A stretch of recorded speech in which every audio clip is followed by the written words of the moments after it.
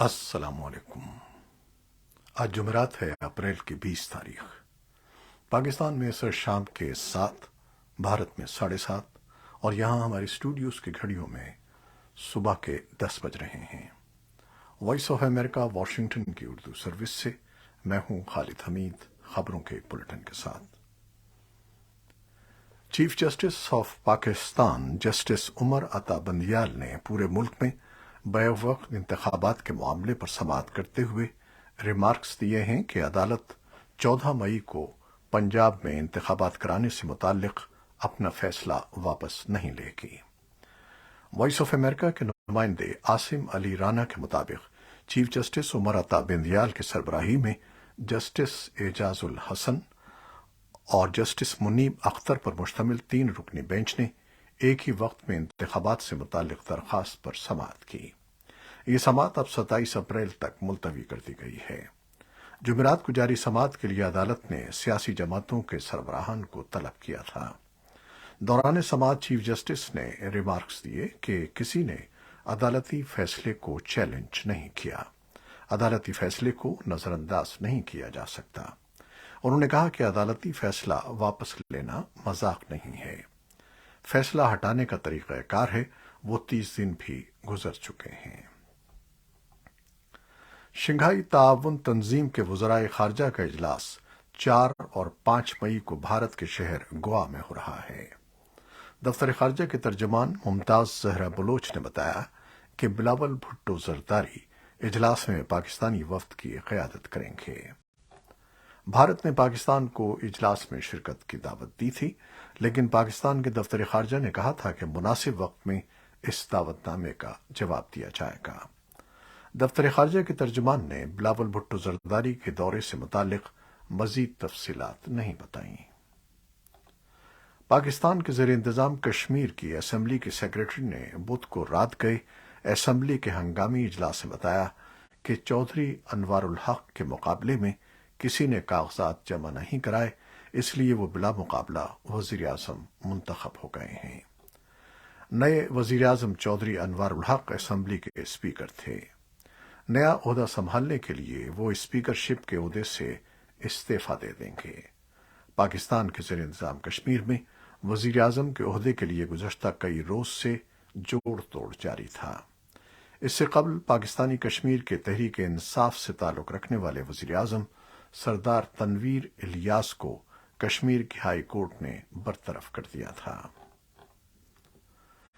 سعودی عرب میں ٹریفک کے حادثے میں 9 پاکستانی عمرہ زائرین ہلاک ہو گئے ہیں۔ حادثے میں ہلاک ہونے والے افراد کا تعلق پنجاب کے علاقے ننکانہ صاحب کے 2 خاندانوں سے تھا۔ رپورٹس کے مطابق دونوں خاندان عمرہ ادائیگی کے بعد مدینہ منورہ گئے تھے، جہاں سے ریاض جاتے ہوئے القصیم کے قریب ان کی گاڑی تیز رفتاری کے باعث الٹ گئی۔ امریکہ نے افغانستان میں برسر اقتدار طالبان حکام کے ساتھ لگ بھگ 2 برس سے جاری سفارتکاری میں تعطل کے بعد اب اپنی افغان پالیسی پر نظر ثانی شروع کر دی ہے۔ امریکی حکام طالبان کی حکومت کو جابرانہ قرار دیتے ہیں۔ یہ نظر ثانی ایسے وقت میں کی جا رہی ہے جب طالبان کی جانب سے خواتین کو اقوام متحدہ کے اداروں میں کام کرنے سے روکنے کے بعد اقوام متحدہ افغانستان میں اپنے آپریشنز کو مبینہ طور پر روکنے پر غور کر رہی ہے۔ امریکی محکمہ خارجہ کے ایک ترجمان نے وائس آف امریکہ کو بتایا کہ امریکی حکومت طالبان سے رابطہ کاری کے اپنے طریقہ کار پر نظر ثانی کر رہی ہے۔ یہ نظر ثانی افغانستان میں خواتین اور لڑکیوں کے خلاف طالبان کے بڑھتے ہوئے سخت اقدامات اور امتیازی سلوک کے تناظر میں کی جا رہی ہے۔ واشنگٹن کی جانب سے سخت بیانات ایسے موقع پر آ رہے ہیں جب اقوام متحدہ کے سیکریٹری جنرل اینتونیو گوتریس مئی میں مبینہ طور پر ایک اجلاس بلانے کی منصوبہ بندی کر رہے ہیں، جہاں وہ طالبان کی سخت گیر پالیسیوں کو ختم کرنے کے بدلے میں طالبان کو جنرل اسمبلی میں نشست دینے پر گفتگو کرنا چاہتے ہیں۔ افغانستان کے لیے اقوام متحدہ کے سیکریٹری جنرل کے خصوصی نمائندے رمیز الکابروف نے ٹویٹس کے ایک سلسلے میں کہا ہے کہ افغانستان ایک اہم موڑ پر ہے اور اسے انسانی امداد کی اشد ضرورت ہے۔ ان کا کہنا تھا کہ یہ امداد خواتین میں پھیلنے والی بیماریوں کی روک تھام اور زیادہ اموات سے بچا سکتی ہے۔ انہوں نے کہا کہ سن 2023 میں 2 کروڑ سے زیادہ لوگوں کی امداد اور بھوک، بیماری اور اموات کو روکنے کے لیے 4 ارب ڈالر سے زیادہ امریکی ڈالر کی ضرورت ہے، جبکہ طالبان حکام نے کئی ایسے فیصلے کیے ہیں جنہوں نے انسانی ہمدردی کے لیے کام کرنے والے کارکنوں کی صلاحیتوں کو منفی طور پر متاثر کیا ہے۔ لیکن یہ وقت افغانستان کے لوگوں سے منہ موڑنے کا نہیں ہے، انہیں سب کی یکجہتی کی ضرورت ہے۔ انہوں نے کہا کہ پوری بین الاقوامی برادری کو اس عمل کو برقرار رکھنے کے لیے جو کچھ بھی ہو سکتا ہے کرنا چاہیے۔ افغانستان کے لیے یونیسیف کے نمائندے فران ایکوزا کا کہنا ہے کہ افغانستان میں خواتین اور لڑکیوں کے حقوق پر بڑھتی ہوئی پابندیوں اور کم ہوتی ہوئی انسانی امداد میں یونیسیف اپنی بہترین صلاحیتوں کے ساتھ ہر مدد کے لیے پرعزم ہے۔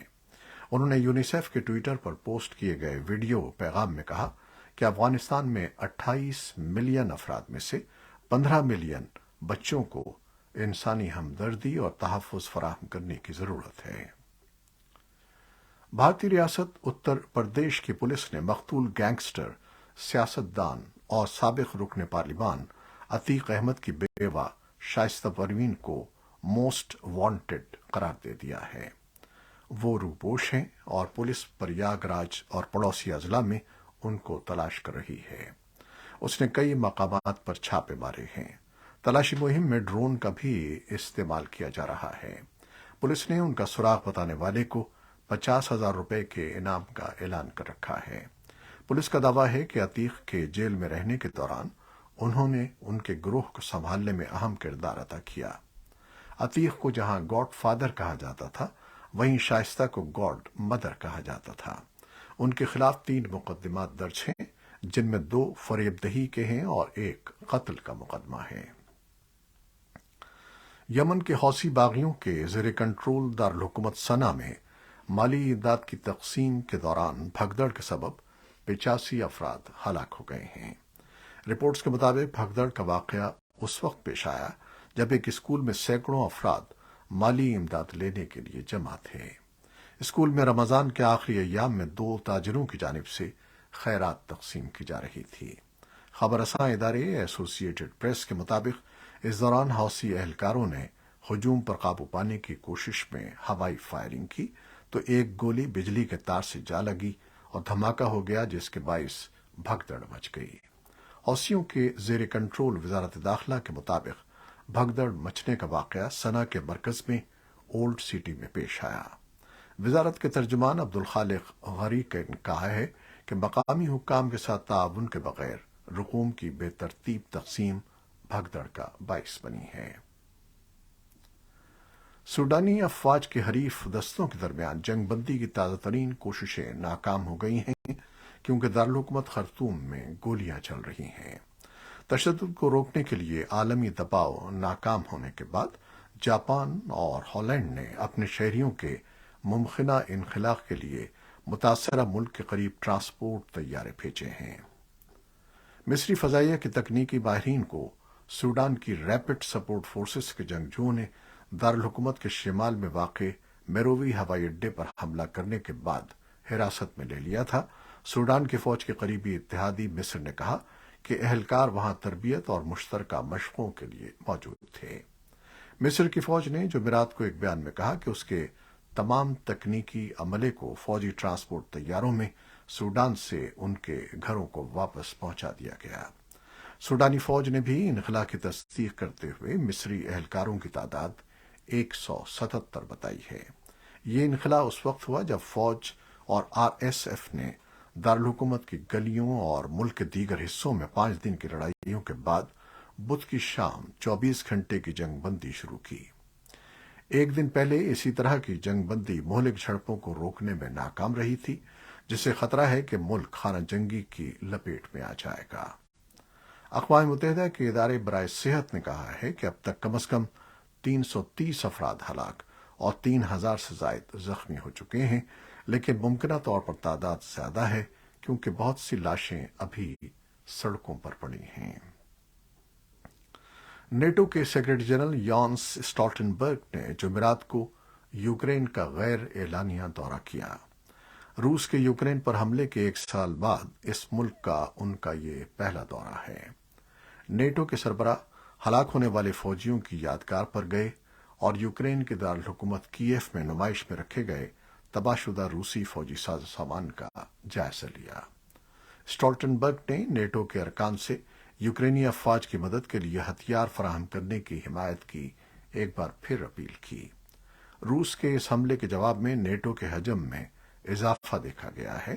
اس ماہ فن لینڈ نے بھی شمولیت اختیار کی اور فن لینڈ کے پڑوسی ملک سویڈن کی اسی طرح کی درخواست کو ہنگری اور ترکی کے علاوہ نیٹو کے تمام ارکان نے منظور کر لیا ہے۔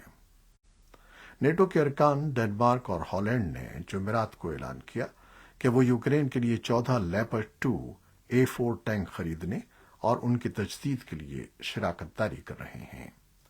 ڈچ اور ڈنمارک کی وزارت دفاع نے کہا کہ ٹینک اگلے سال کے اوائل میں یوکرینی افواج کو فراہم کرنے کے لیے تیار ہوں گے۔ ڈنمارک اور نیدرلینڈ $180 ملین کی لاگت کا اشتراک کریں گے۔ یوکرین نے اتحادیوں سے کہا ہے کہ وہ روسی افواج کے خلاف مقابلہ کرنے کے لیے ٹینکوں جیسا بھاری سامان فراہم کریں۔ ٹینکوں کے معاہدے سے ایک روز پہلے یوکرین کے وزیر دفاع نے اعلان کیا کہ ان کے ملک نے پیٹریوٹ ایئر ڈیفنس سسٹم وصول کر لیا ہے۔ ان کا کہنا تھا کہ روسی فضائی حملوں کے خلاف بہتر دفاع کے لیے میزائل سسٹم کی بے انتہا ضرورت تھی۔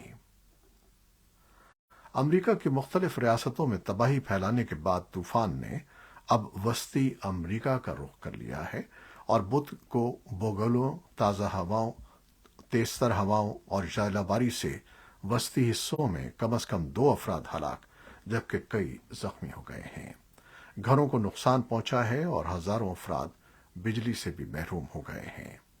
نیشنل ویدر سروس نے بدھ کی شام کو اوکلاہوما، کینسس اور آئیوا میں بگولوں اور شدید گرج چمک کی وارننگز جاری کرنا شروع کر دی تھیں اور لوگوں کو محفوظ مقامات پر رہنے کو کہا تھا۔ وسطی اوکلاہوما کے علاقے شونی اور کول میں بدھ کی رات آئے گئے بگولوں نے تباہی مچائی ہے۔ حکام کا کہنا ہے کہ میکلین کاؤنٹی کے چھوٹے سے قصبے کول میں کم از کم 2 افراد ہلاک ہوئے جبکہ متعدد افراد زخمی ہیں، تاہم زخمیوں کی تعداد ابھی واضح نہیں ہے۔ یہ تھیں وہ خبریں جو فیس بک لائیو پر ہم نے آپ کے لیے پیش کی۔ ہماری ویب سائٹ، یوٹیوب اور پوڈ کاسٹ پر یہ بلیٹن آپ کے لیے پوسٹ کر دیا جاتا ہے۔ آپ ہمارے بلیٹن کو شیئر کرتے ہیں اور اپنے کمنٹس میں اپنی محبتوں کا اظہار کرتے ہیں، جس کے لیے ہم آپ کے بہت ممنون ہیں۔ اپنی ان محبتوں اور دعاؤں کو جاری رکھیے گا۔ نیوز ایڈیٹر قمر عباس جعفری کے ساتھ خالد حمید کو اب اجازت دیجیے گا۔ اللہ حافظ۔